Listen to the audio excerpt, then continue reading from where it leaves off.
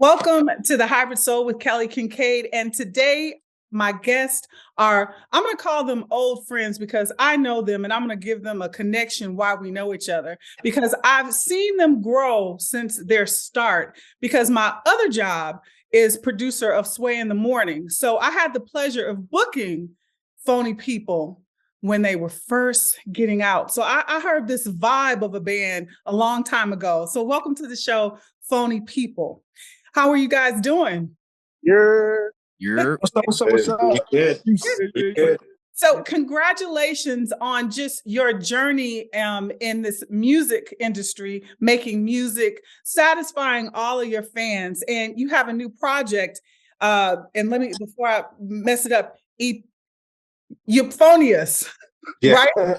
Look, I had to go. I was like, Yeah, You got it. Euphonious. I love all the names of your albums because it started out with the Yesterday's Tomorrow, then Mosaic, and now Euphonious.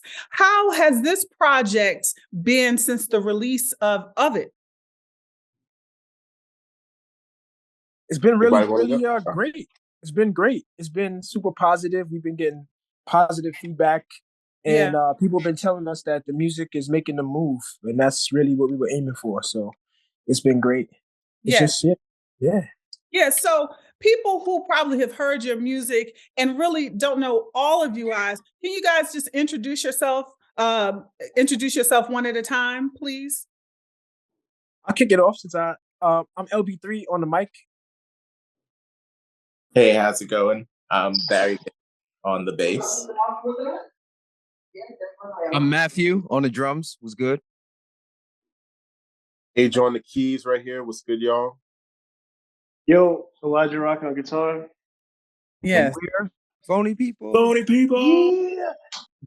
Yeah. So when I met you guys way back when, about 9 years ago, we talked about the music always was the glue that kept you guys together. What is the glue that keeps you together now, all these years? Still the same thing. Yeah. Yep. Same thing. Has anybody else saying anything? Oh yeah, no, it's pretty much been the music, and it still is the music. Always love and enjoy coming together and playing. Yeah. I have a question because I love this album. You guys have always been a vibe for me. So I have some favorites, but just playing it from start to end, it's just such a vibe. It's one of those albums, another one of you guys' albums that you could just play at a lounge. You can play when you're chilling with your friends. And it gives me a lot of emotion because sometimes I want to go just sit back, maybe chill on some cognac, maybe get up and dance with my friends and stuff.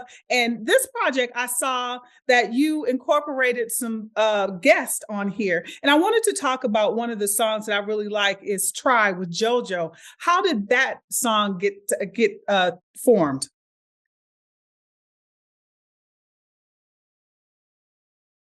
Yeah.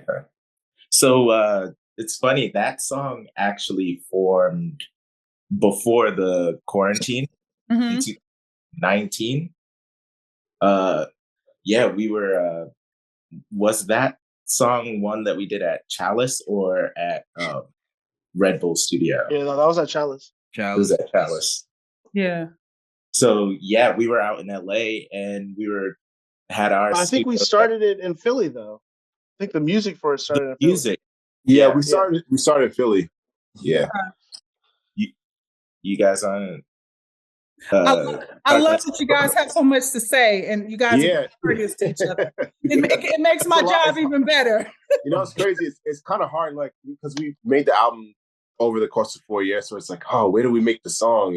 So so we started the Try in Philly with Ivan Barrios. He's the producer, and we went out to Chalice in LA that year. Mm-hmm. And that's when I think JoJo was in town and she was like, yo, like, can I come to the studio? I heard y'all in town, invite her over. And she just wrote to Try and she just recorded it. And amazing. That was kind of that. Yeah, it was dope. Amazing. And you guys also worked, let me tell you my favorite song that I listen to over and over is Been Away. I love that song. I really love that song and the meaning, because I guess I'm kind of a dark. I like the dark. I feel like it's dark, but it's bittersweet, and very soulful. How did you guys put that song together? Man. Elby, do you want to take? yeah, I was Do you gonna want say, to? Elby, I feel like you really sang. That was very. You had a lot of passion in that, so I really would love to hear how you were part of putting that song together. This song actually started on a trip. We went on a little trip, Aja and myself and Ivan, to Philly to just plant some more seeds for some more album songs. At some point in years, and we were just not trying hard, just allowing whatever's there to come. And certain songs got started in different ways, like writing a song on piano or on the keyboards is a different type of so it kind of lends for a certain type of choreography of movements, based on the human hands and where the piano, where the notes are placed and movement. You know what I mean? It's really a certain type of game. But then there's certain songs that's written on guitar, and that's another type of game. But Been Away specifically was written on bass, and there's like only I think a handful of songs that we've written on bass, and that's definitely one of them. So it has its own path, in a sense that the bass definitely was fundamental in. And that song started on bass and just feeling. I just messing around and finding this boom boom boom boom boom boom boom. You know what I mean? Just and be like, okay, this feels like something. And then Aja and Ivan were just as forthcoming with where this could go, how this could go. So we basically made the music first, and I didn't really have a concept yet or a topic yet. It was just a musical trip. So we made a couple songs that ended up being "Take It Easy," "Been Away," "Dial Tone," and a couple other ones. So just after spending time with the music that we created, I just incubated with it and imagine what could this song be about and what is this song already about, even though there are no words yet. And Been Away was what the song came to be. It's a song I didn't know that was gonna be what Been Away is ultimately, but Been Away, I always knew that song would be written for a long time because I lost a very, very close friend of mine who happened to be in Phony Ppl way back when we were just getting started. His name is David Riot Robinson. And a lot of artists around the time, he was an artist as well, and a lot of other artists were able to turn that experience of losing a friend to suicide as turn it around very quickly and either make a painting, in his honor, or a mural or a song. But for me, it was something I couldn't do right away. So it's been more than 10 years now, and I think about my mans. There's another friend, Capital Steez, who is a very prolific rapper. That was another close friend of mine. And Been Away was written to be just as fitting for one friend that I lost that way to the other friend that I lost in that similar way. And it's pretty expensive. I lost other family members in between that song being written and now, and that song just kind of resonates in a certain kind of way for me that's no other song does. It resonates with me as well. I listen to it over and over.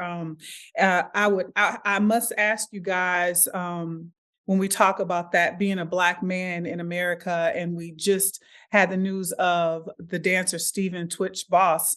How did that hit for you? As far as hearing that news, and like you said, Elby, you've had people in your life who committed suicide. Maybe Elijah, AJ. I remember seeing the news the other day, early in the morning, that he had passed and how he had passed, and it was definitely a shock. Just mental health in general is something that should be taken so seriously, especially after the time that we've been through over the course of the quarantine and pandemic. And so many people who need to reach out for help who probably can't or don't have the resources to.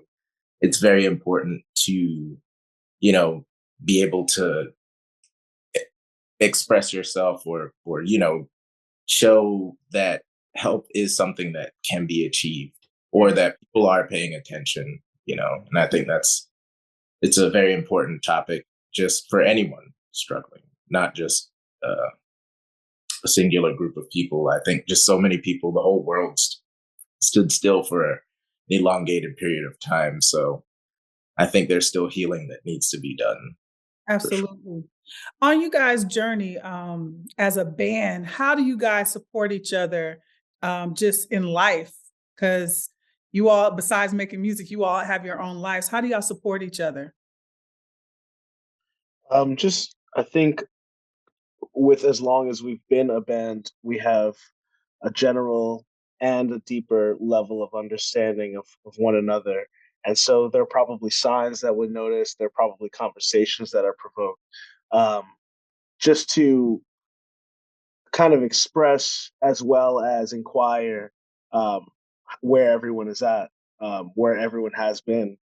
And, just little small acts, small little presents, small like, hey, I brought, some cookies to rehearsal today. These kinds of things that, remind all of us that in addition to working with one another, we're friends, we're family, we're close. Yeah. Matthew, this journey starting from yesterday's tomorrow, what have you learned about yourself from yesterday's tomorrow to this current project, Euphonious? What have I learned, or like, Yeah, as a person and growing. Well, I like learned better on my instrument. Yeah. I would say, like, throughout the process of making these albums for us, we've learned, like, I think collectively we've learned, like, not to, like, whatever mistakes that we made before, we tried not to make them. I think one thing that we learned is that you'll always have hiccups while you're in the creative process. So don't, like, beat yourself up too much if things aren't as perfect as they need to be. Like, you put as much time and as much pressure as you can, but there will always be another project. You're always going to keep working, and going to make the last one better. There'll always be some mistakes. Just make sure you're cleaning them up, and, like, the mistakes that we made from yesterday's tomorrow, we definitely didn't make on Mosaic, and the Mosaic mistakes definitely didn't make here. And this project was put together over a pandemic. Like, I guess don't make a project during a pandemic, or, like, don't start one and then have a pandemic happen or whatever. But there's so much that we've learned just by making albums that help us in our everyday lives. Uh, from how to organize something, how to piece something together, how to finalize something and say when something is done. Yeah. Yeah, I mean, just learn a lot. So, I mean, that's one thing that I've learned is, like, uh there will always be tiny errors, especially when it's your, like, baby and you want it to be as perfect as possible. Like, there will always be a little something like that. So yeah, Right. from making so many projects and so many more to go, like, yeah. So many more to go. So I remember you all had already had a residency with Blue Note, and you're having another one now. What's going to be different about when you get on stage with Blue at the Blue Note this time from your first residency? New music. Okay, new music. Do y'all know? It's always different. Well, we have a show. Our next show is at SOBs. Or SOBs? Okay. Yes, That's the SOBs. Yeah. Okay. I was like, this is Yeah. Okay. The funny, the first time we played at SOBs, I think it was Matthew's dad.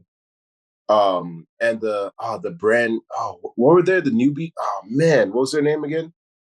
I can't even remember. Yeah, but it was some old hip hop group.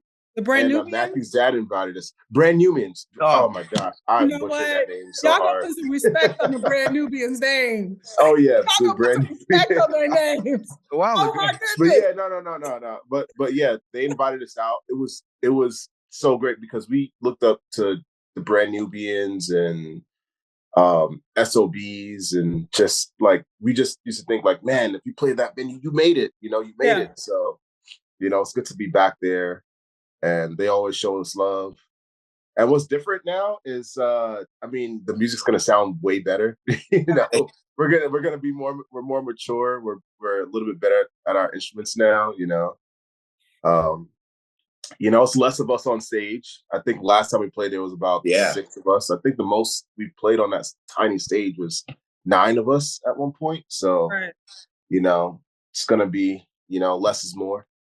How is touring for you? You guys going on the road in the States versus international? I think we haven't performed international in a while, but a lot. You take it.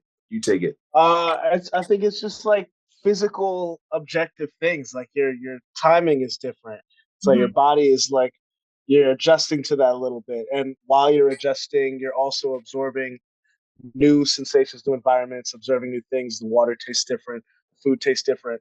So I think you're perpetually in this state of like, I'm not home.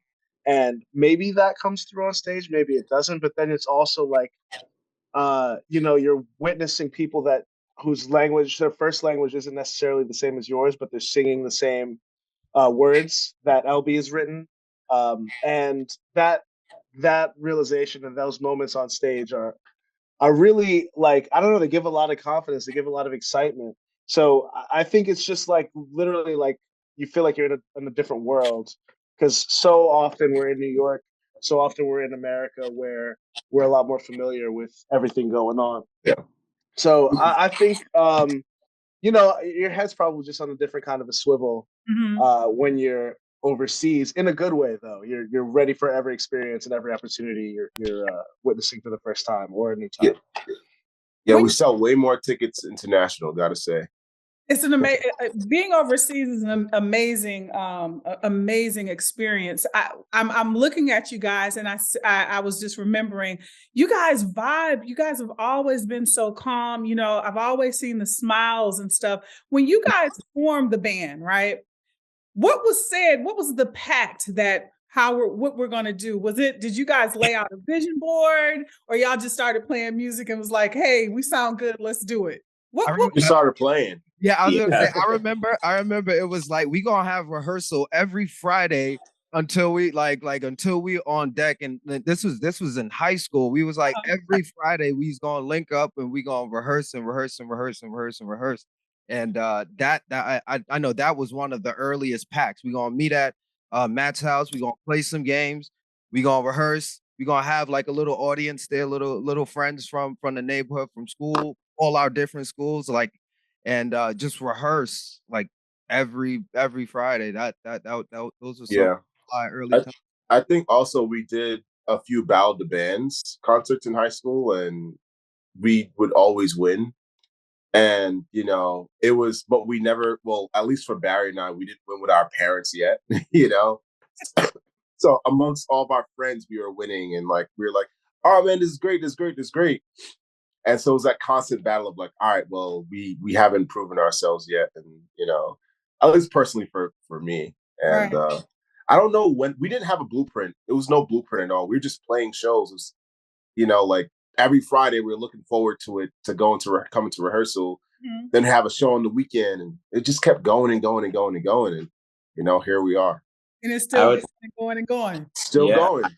I would also say that after high school, we were pretty much just like, all right, so is it college or are we going to do this?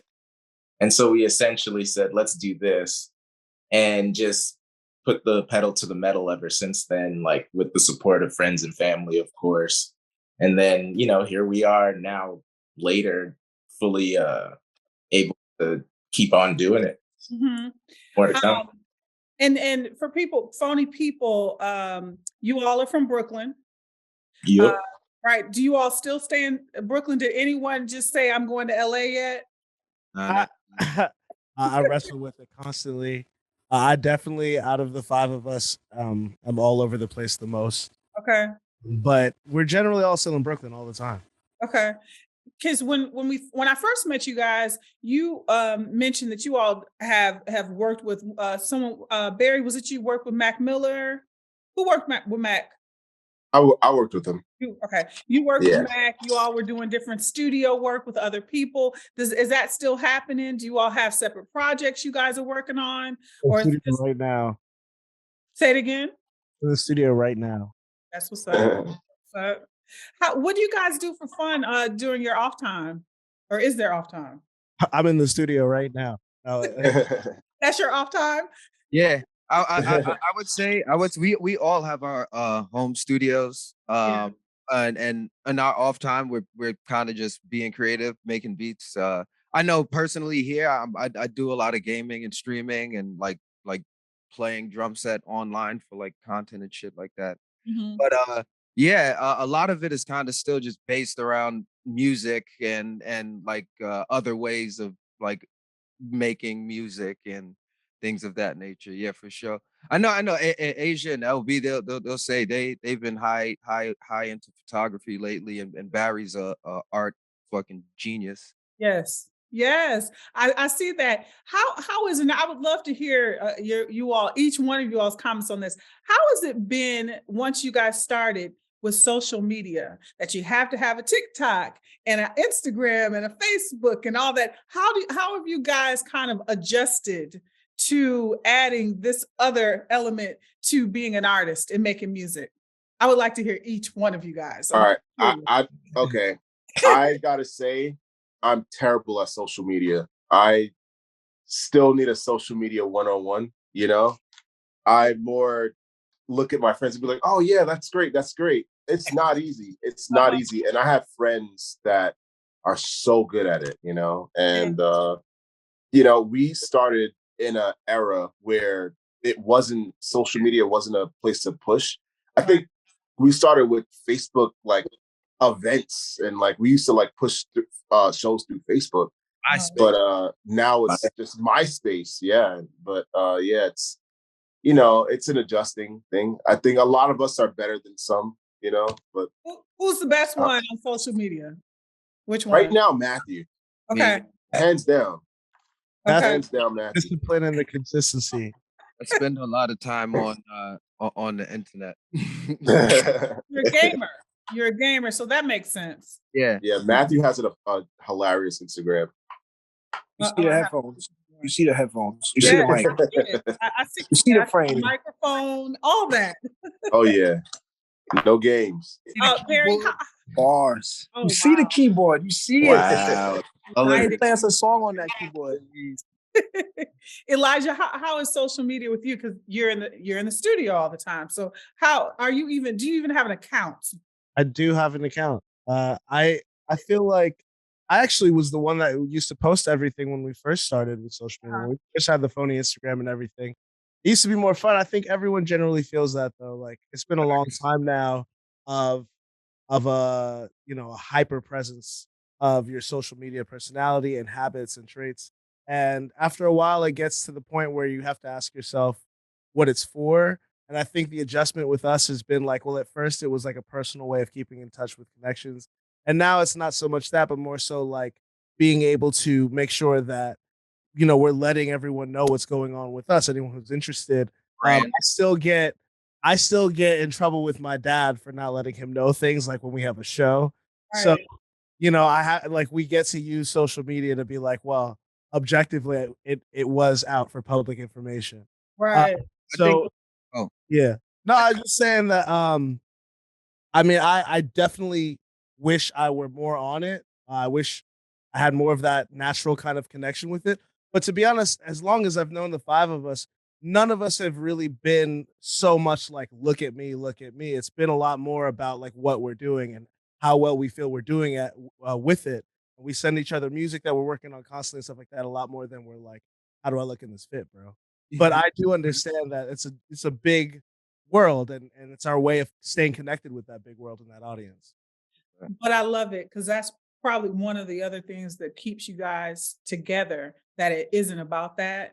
I just had a conversation with a young artist and telling them like, don't trip on the social media, dog. It's really not real. So the comments and everything, like, let's keep it to the music because this is just something that added on to your life, but don't get caught up. You know, it's fun. You know, it's my decompressor at night, you know, but it's not everything. LB, how has social media adjusted? Have you adjusted to the whole social media stick? I'm still a consumer of it. Yeah. And I'm still a user of it. So I'm on both sides of the line, but definitely more of a consumer than someone who has a shop set up. Yeah. I think, well, not even I think, I used to be someone who was more visually creative, at least more frequently back when I was younger. And there was always something to post, or always like a reminder, hey, I'm alive, hey, I exist. And that was cool because it was natural at the time. But when it stopped being natural to me, then still searching for things to post, just to post, or to, you know, for other people's happiness, or for, you know, there's like, I think, like news. Hey guys, this is what's happening and you should know. Boom. Then there's like, okay, like Elijah said, hey, how I look today post. You know what I mean? And I think it really plays into the personality types of what kind of person are you? How braggadocious are you? How much do you need to be seen? How much do you, you know, where does your validation come from? And all of those things for me come from how I'm actually living my life in this actual place. And I've seen myself lose excitement about real life because my whole real life is turning into what is this next post supposed to be. So currently I'm okay with not having 1,000 things to post a week or a month, and, you know, letting it happen when it's time. But I'm also finding things that are more natural for me to create. That's not like a whole other production that's gonna drain the little energy I have around the musical obligations just to make this post. You know what I mean? So yeah. I'm at a very, I don't think I'm at a productive place with it yet, but I'm at a very healthy place with it because I'm not tripping. And when my naturalness comes, then I'll post that naturalness, you know. Then it'll be another app to join and stuff. That's what happens. It's like once you get comfortable in one, it's another one. It's like another password. Oh my gosh. Let's talk about the energy of making it euphonious. Like I've already given you a few of the songs, but one of the songs that's been in heavy on my countdown on the Hybrid Soul has been the Nowhere But Up. So of course, I'm a lover of music. So when I start hearing the vibe and the bass line and stuff, you know, I wanted to find out how you all came up with this song. Was the music first or the lyrics first? Music was first, hands down. Okay. Yeah, that, funny enough, pandemic production. Ivan Barrios from Philly, shout out to him.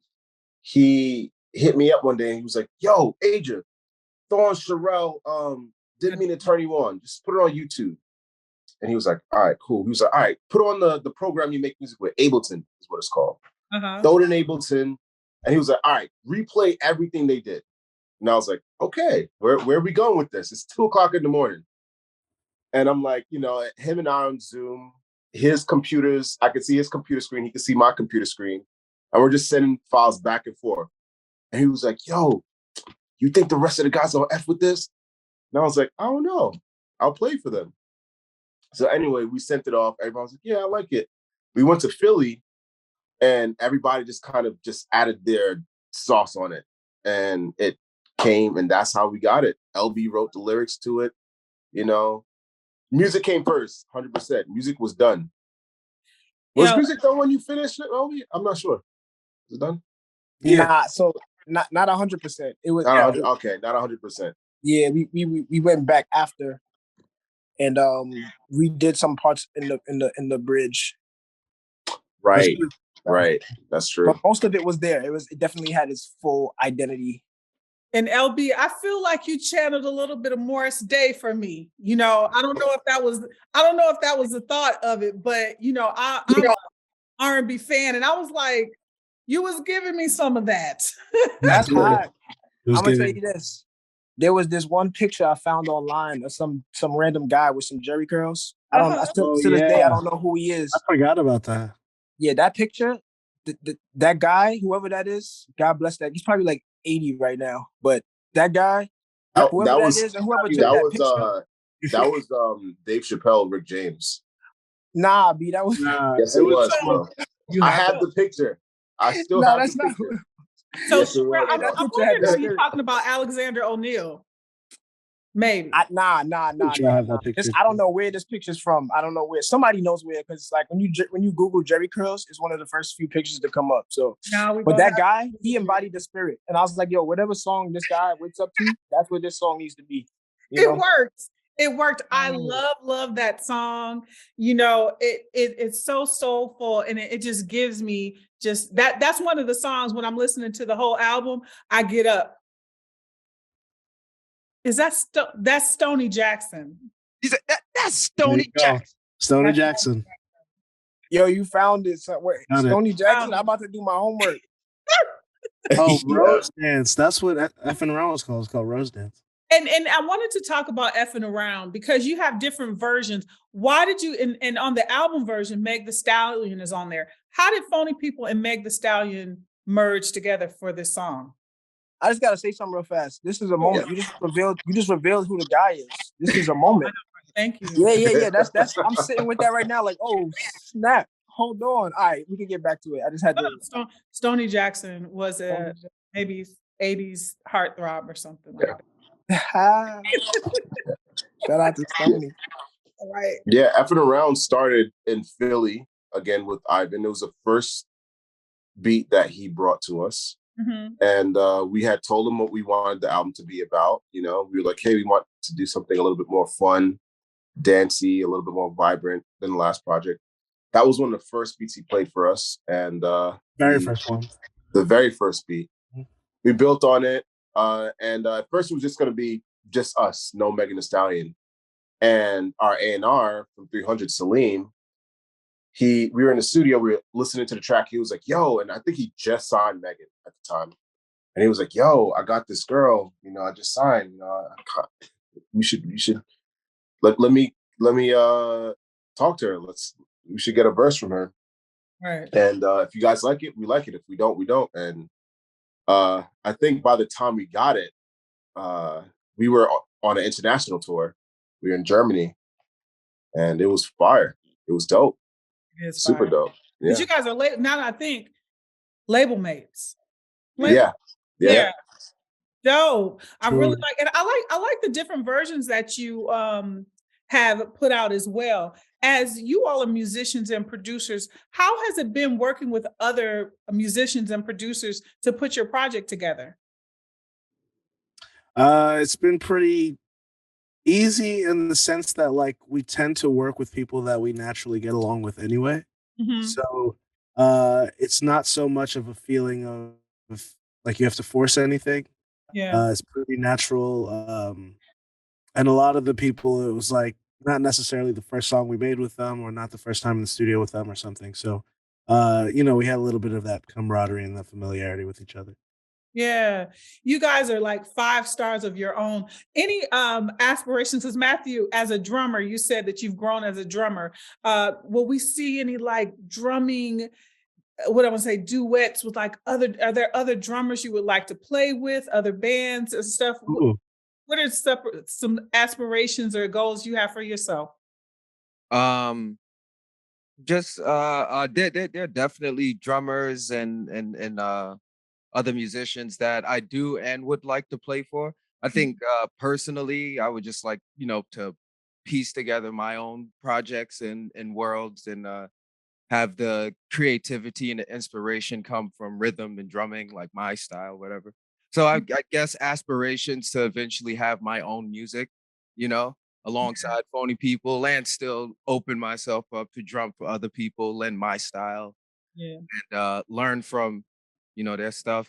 Like I said, everything is based in music, you know, so and drumming and rhythm for me. So wherever that is, I'm there. And you all of you guys are creators because Barry, you're doing more now. Who's doing Barry, and who else is doing photography now? And on the creative AJNLB. AJNLB, yep. Okay. How does that help you? Say it again. Barry is the art god. Yeah. Art god. Yes. How does that help you with your music, like creating? Elby, you want to take that one? You should take it. It really, I think first came the other way of how music helped me with photography, and it definitely goes to is a two-way street for sure. But the first part for me, which is still happening, is music and my ability to hear things, and having a sense of direction when it comes to audio frequencies. Um, mixing music, engineering music, recording things, and having an understanding of microphone choice. Like, why would you choose this microphone to record this thing? Which distance would you put it at? What angle would you put it at? What preamp or what equalizers and what compressors would you then attach to the chain? And how would you tweak those things? I see how that's like, what camera body would you use, and which lens would you use, and which filters would you put on the lens, and what's your shutter speed, and what's how fast is the subject moving, and what's the lighting of the environment. So I just was able to quickly put two and two together from the studies that I had with audio, and put that visually and say, oh snap, it's the same thing. You know what I mean? So now transferring that back the other way, there's definitely inspiration that and ideas I have that are more literal translation between what something looks like and what does something 100% equivalent sound like. What's the audio equivalent to this image? And then vice versa. What's this song and what's the visual equivalence to this audio? So just playing around and experimenting with that bridge between the different senses and texture. That really gives me something to dream about. Musically and visually. Yeah. Yeah. How about the other So, guys? Yeah. I feel like for me, it's good because I get writer's block all the time with music. And, sucks to say as a musician, but it happens. It's natural. And one thing that helps me is photography, and, I do a lot of fashion photography. That's my main thing. And just going outside and being like, photography to me is eyes and music is ears. So it's good to just split them up and be like, hey, like I see in the world different. And, and it helped me with colors, and colors is also in music. So it's, it plays hand in hand with each other. It's a beautiful thing, it keeps life beautiful. I feel like I need to go burn an incense now. Oh, yes. My fingers. And Oh, snap yeah. my fingers with that. Was this something that you guys acquired during the quarantine? Has this been something? Did you know you had that inside you, like beforehand? For me, it started because my my girlfriend has a fashion brand called Berries, and she just needed somebody to take photos of her wearing the clothes. So I started out on iPhone, and then I went to film camera, and I got myself like the most basic film camera you can get, where you have to learn everything. And I just kind of fell into a rabbit hole of photography and just all the inner workings, like LB was saying, like all the technical stuff, like shutter speed and f-stop and all that stuff. And yeah, it definitely helped me with music, see music differently, hear music differently. And yeah, it's fun. I take photos of the guys sometimes, and nothing that we've ever posted, but just for fun. I feel just like to... a photo book is coming in your future. Oh yeah, oh yeah. You know what I mean? Oh yes. Gordon Parks in this game. Oh yeah, yeah. It's fun. It's so fun. It's just like something that while we're in the green room, it's getting those candid pictures, and maybe one day I'll you'll see those. put together a merch book. Yeah, right? yeah. Wow. I like it. Yeah. You heard it here. Too. You heard it here. I love all the things, and I feel like I guess my question was, what keeps you all free with making music? Because you have your project out now, the Euphonious, but I'm sure you're working on more music because I'm sure more music is being made. What keeps you free and creative? And I feel like maybe you're outside other creative projects. My last question to you guys is, let's talk about the fans. Yeah. The fans from Yesterday Tomorrow, that's built to this current project. Any stories of, even on tour, some of your fans, just connecting with them? How is that feeling, and what is those experiences? There's been a lot of different kinds of it. We've definitely had some proposals on stage. We've definitely had some stories later on of I met my wife at at your concert or brought her as a first date. We've actually gone on to play an engagement party for a couple that their first date was one of our concerts. So we've had some cool moments of some full circle, um, you know, kinds of experiences with people, and we're always just really grateful and happy that we can contribute to positive experiences and memories in people's life. That's I feel beautiful. like our fans are really wholesome people. They give to me they give off like very fun, creative individuals who find our music and attach onto it. And you can see it at the concerts. You can see it when they post and who they talk to and what they talk to us and how they interact on our social media and things like that. They're pretty wholesome, cool people. And when we get to meet them at shows and things like that, they're always just excited to talk to us and be like, oh my gosh, like you guys are cool people. I didn't think I could approach you, but in actuality, we're all very approachable people. Uh, Whether it's at the show, outside, at a restaurant, you can just come up and say what's up. And and I think that reflects in our fan base too. Yeah, Matthew, I feel like when I look at your eyes, you have a fan story. I need to hear it. Um, she. There's one. I can't think of anyone right now. I know. What you want to tell us? Like we we we respect and love our fans. I mean, I here's one. I used to do. I drum on like TikTok in the morning, like, and I practice. And I forgot what show it is, but there was this dude. He came up to me at the merch table. He was like, "Hey, I watched you drumming on TikTok in the morning, and I seen that you said you had a show, and I just came through, and now I love Phony Ppl.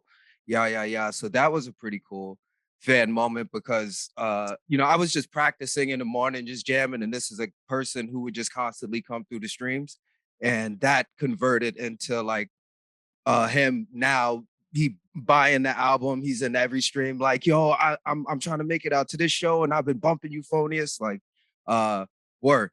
So that's a cool one. Right. Another one is I know Matthew streaming. Uh, he became really good friends with this Twitch streamer called Grand Pooh Bear. Ah, my son. I remember when we went out to Portland, Oregon, Grand Pooh Bear took us out for a great night out in Portland. We got to learn some cool things about Portland. We went to the donut shop. Voodoo Donuts, right? Yeah, it was a donut. What did I have? I had a cinnamon toast crunch donut, and I didn't think that was possible until we went to an arcade, then we went to go get donuts, right, and then we went to a strip club. It was awesome. That's right. That's diverse. That's diverse. I like it. All in one night. All in one night. All in one night. I think after the show, it was lit. That's amazing. I'm looking forward to, well, thank you for representing for New York and Brooklyn and for bands, because you guys follow in the footsteps in a lot of great bands, Stetsasonic, The Roots. And I love that the Phony Ppl are their own band. You guys continue building and making great music. I have to ask, and I said it was my last question, but what can we look forward to from Phony Ppl in 2023? You can definitely look forward to us coming to a city near you. Yeah. Euphonious is out, so the next step is to tour it and to give our live performance of it to the world. That's something we've been working on, and we're still working even this week, right before the holidays, on pairing more of the show for the shows in New York at SOBs. And but next year we're getting ready to play these songs for you guys live in the flesh. That's beautiful. Well, Matthew, Barry, LB, Elijah, AJ, I did it right. Woo! Thank you, Phony Ppl, for coming to the Hybrid Soul with Kelly Kinkaid. All the best to you all. I hope that maybe in 2023 you can come to the Hybrid Soul platform and do something live for us and just keep it popping, you know? We would love to. Thank you for having us. Thank you for giving us a voice. Yes, and good to see you. Good to see you all again. It's the Hybrid Soul with Kelly Kinkaid, and my guests today are the Phony Ppl. See you.